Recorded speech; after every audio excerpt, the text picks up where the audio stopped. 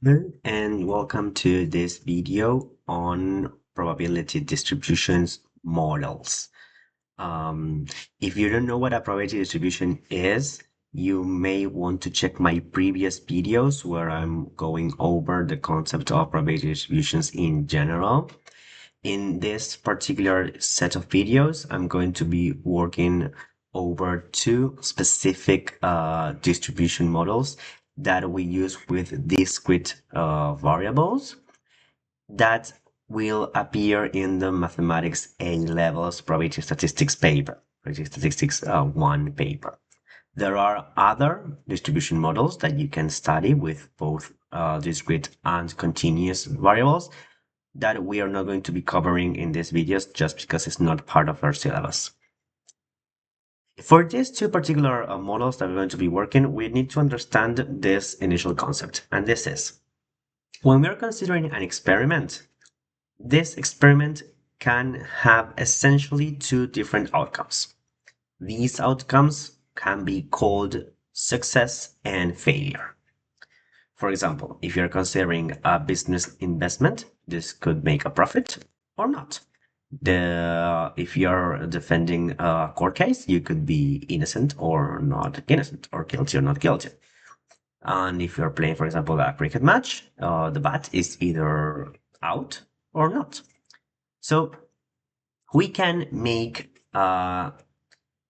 some assumptions of our daily scenarios by taking a yes-no view of this. Clearly, in some cases, we cannot do that, and those cases are not going to be studied here, right? We're going to focus on the scenarios that can be considered in this duality of yes or no. So this is how we're going to be working with for these two models, both binomial and geometric.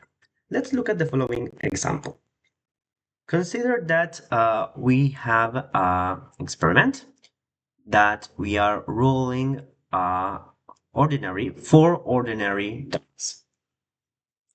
And we're going to consider the random variable r is going to be the variable that counts how many sixes we get when we roll these four dice. So clearly, there's a scenario where we get no 6. We can get 1 6, we can get 2 6, 3 6, or 4 6s. So this variable that we are creating here, r, can be any of these 5 numbers, 0, 1, 2, 3, and 4. Let's consider which are the scenarios, for example, where we could get 3 6s. We could get 3 6s if, for example, we get in the first die a number that is not a 6 and then 666. We could get 6, then not a 6 and then 66. We could get 66, then not a 6 and then 6. Or we could get 666 and then something that is not a 6. Essentially, we have 4 different arrangements for which dice would give me the 6. But then we have the probability. The probability that we get 1 6 is 1 out of 6. But we want 3 6s. So it's 1 out of 6 raised to the power of 3. Here we are using the fact that these dices are independent. This was discussed in the topic of probability. When events are independent, we can just multiply the probability. So in this case, as we want 3 6 is 1 6 times 1 6 times 1 6 is 1 6 cubed. And then we have the other number. The other number that we don't want, that's a 5 out of 6. 5 out of 6 is just the probability that we don't want the other number to be a 6. Thus, we're getting exactly 3 6s. Essentially, this leads to a very interesting formula that we are going to use and that you will have available in the exam. So, essentially what we're doing here is we are counting how many successes we get when we have a number of trials. In this case, our success was getting a 6. Okay? Let's try to dig this a bit on further with the following notes. We're going to say that a discrete random variable is distributed binomially if we can find these four conditions. Condition number one is we are repeating the trials independently.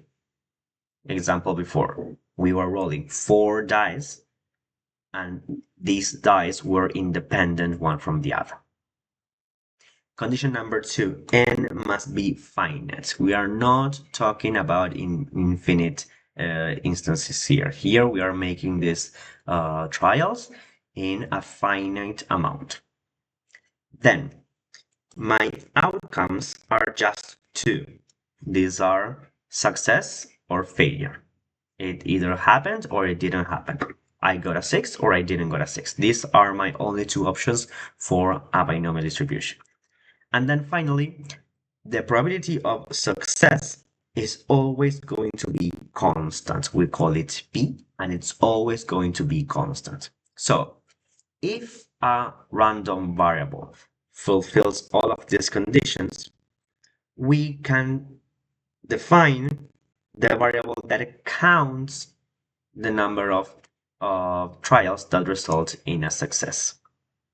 This variable, I called it x now, and we write it like this. This means that x is distributed binomially with parameters n and p.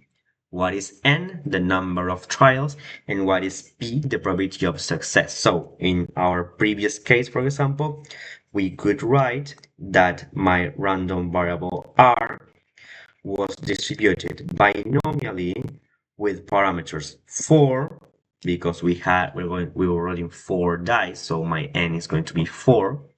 And then I have the probability of success. My success was 1 out of 6, because I wanted to get a 6. The probability of getting a 6 when I roll a die is 1 out of 6.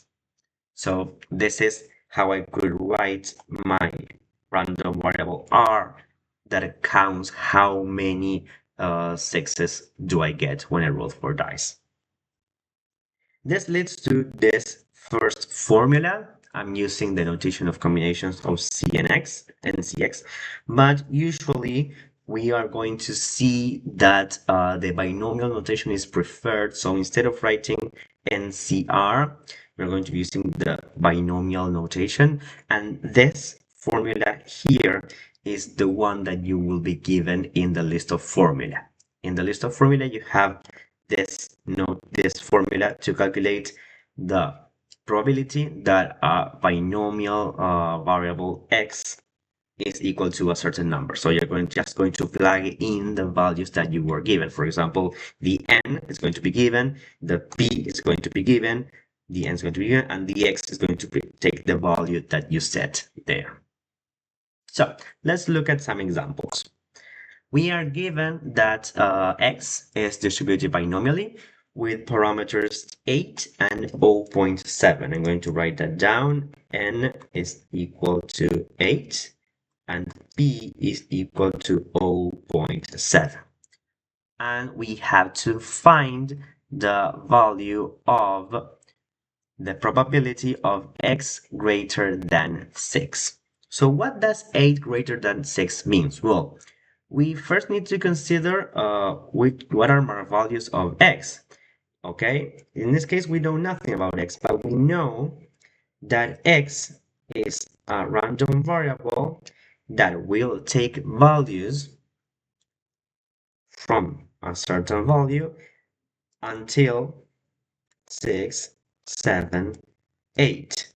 Why is it that we are stopping at 8? Because x counts how many successes we have in my independent trials.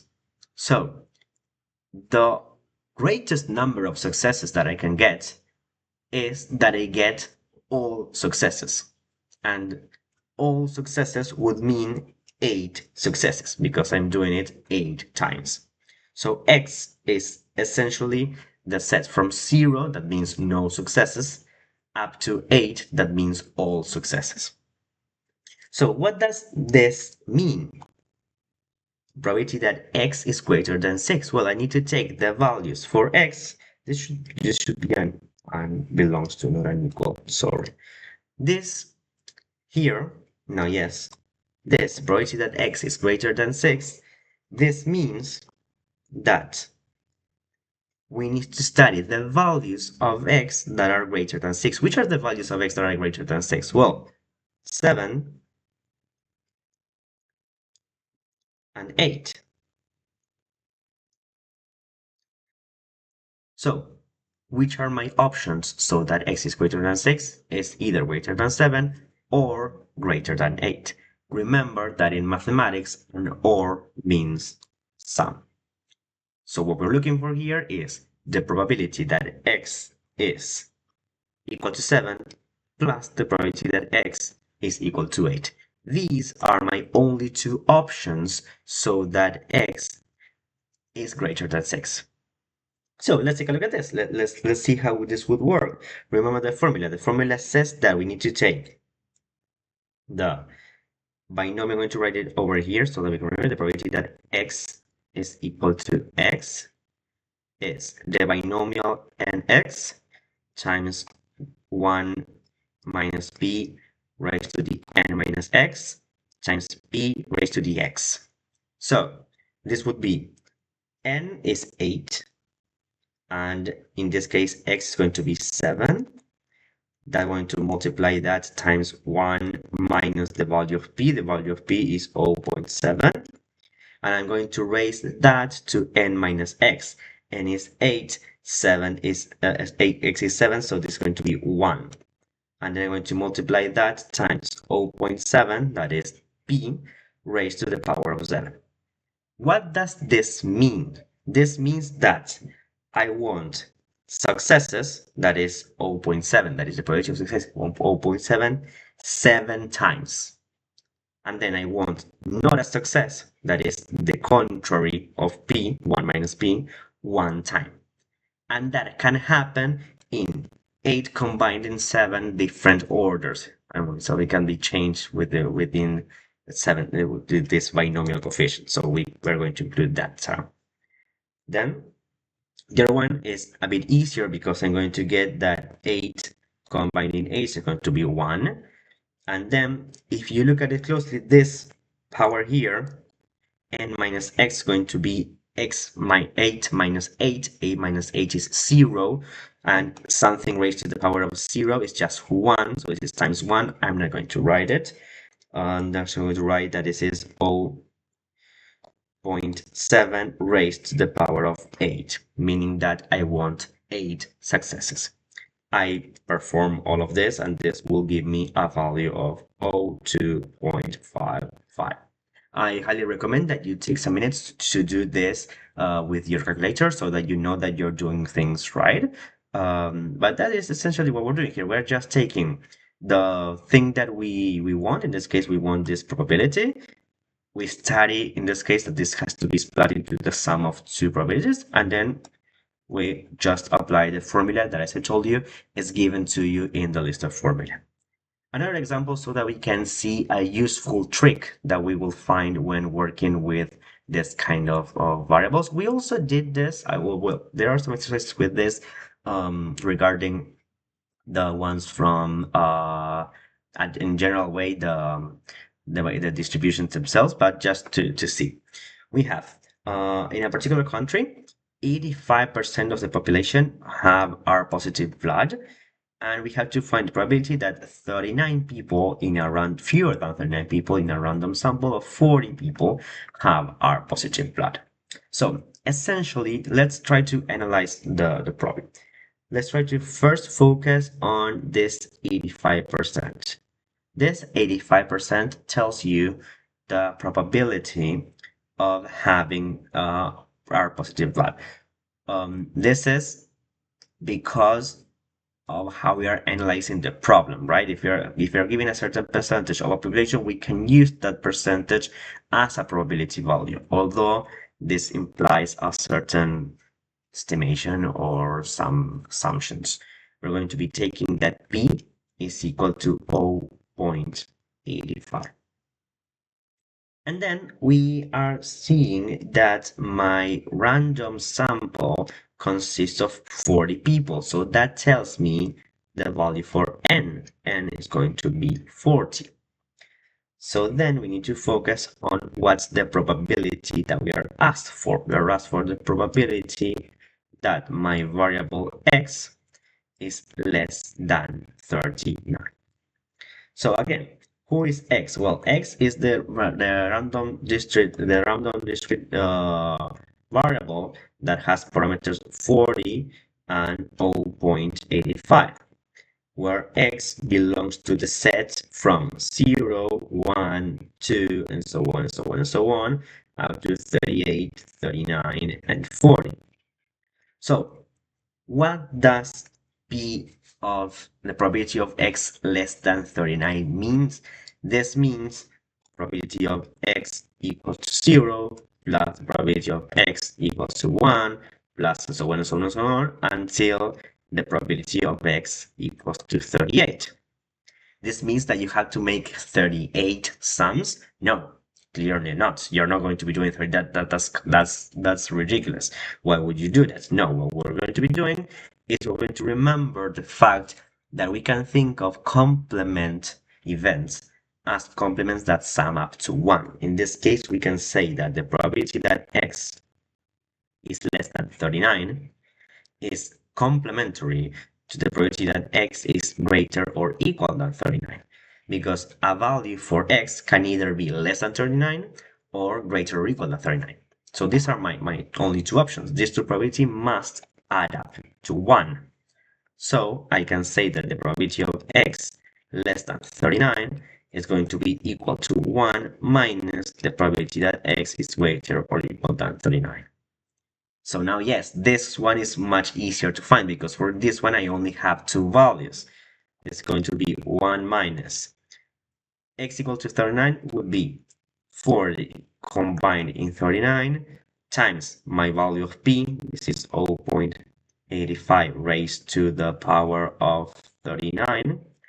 And that's going to be multiplied times 1 minus 0.85 raised to the power of 1. And that is going to be added to the combination 40 in 40 times 0.85 raised to the power of 40. The other one is going to give me 1, so I don't need to write it. This essentially will give you approximately 0.9, and that's the probability that you're looking for. Just you plug all that in and you get the result. So essentially, what you need to consider is that you can also use rules for probability, that you are expected to use rules for probability. It's a very typical exercise. This way of thinking is a very general exercise that we can usually use, and it generally appears on the A-level exam. So just try to remember that if something seems like a lot, probably there's an easier way if you shift the way you're thinking. So with this in mind, we're also going to move on to what we call expectation and variance in distributions. We talked about this. We talked about expectation and variance. And now we're going to include the fact that if we have a model, we can also use the Greek letter mu for the expectation of x and the Greek letter sigma square, both lowercase, for the variance of x. This also means that the standard deviation of x can be written as sigma. Well, what is the interesting thing about distributions when we have models is that the values for the expectation, the variance, and the standard deviation can be easily found from the parameters. In this case, if we have a binomial distribution with parameters n, p, then the expectation, mu, is just the product of n times p. And the variance is the product n times p times 1 minus p. We are not going to prove this for the mathematics 8 levels. It's not required for you to do it, but you will see that it's not that difficult. If you're interested on why this happens, you just need to use the actual definition of what the expectation means and use the values and some algebra rules on the binomial distribution itself. But it's a very interesting result because all of the things that we had to do in the previous chapter where we talked about expectation and when we mentioned how to find it, well, now it becomes much easier because it's just n times p. So let's take a look at this final example that we're going to be doing together in this video. As usual, you have more exercises for you to think of when working in my webpage. If you go to my webpage, that's the link in the description, you have more exercises and more things to do. This random variable that we call x has parameters n and p that we don't know about. But we are told that the expectation is 12 and the variance is 7.5. So can we find the parameters? Yes, we can. And why is that? Because this is essentially simultaneous equations. It's just that they're not linear. But there's a neat way around it. Because the expectation that is calculated as the product n times p is equal to 12. And the variance that is calculated as a product of n times p times 1 minus p is equal to 7.5. Well, there's a neat way around this through substitution. Why is that? That's because n minus p and n minus p repeat on both equations.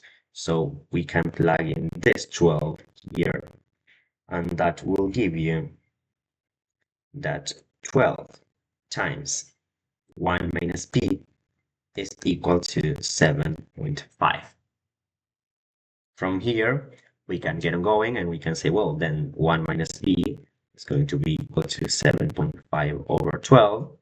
And thus, we can just solve this out and get the value for b, that is 0.375. Okay, in this case, remember that we need to be as exact as possible, because if not, then we can have some problems, especially when finding n. Because p must be a positive number between 0 and 1. That's likely to happen, but n must be an integer, a positive integer. So there, we must be certain of that result. In particular, we want to go back to this equation here.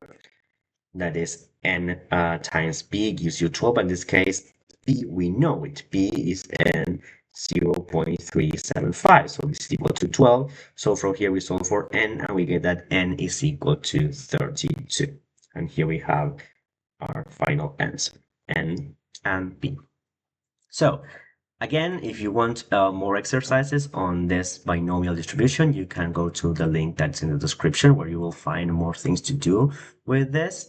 We will be covering back in the next video the geometric distribution, that is the other discrete distribution for the A levels. And then the binomial distribution will return at the end of the normal distribution. It's going to be a continuous distribution. So keep it in mind. You will see that it appears quite a lot, and it's a very useful distribution. Once you start like getting the hang of ideas, you will see that it's a very common one and it's a very useful one. So it's interesting that you get to use it. As usual, if you have any comments or any suggestions, please feel free to use the comment section. And well, I hope to see you in our next video.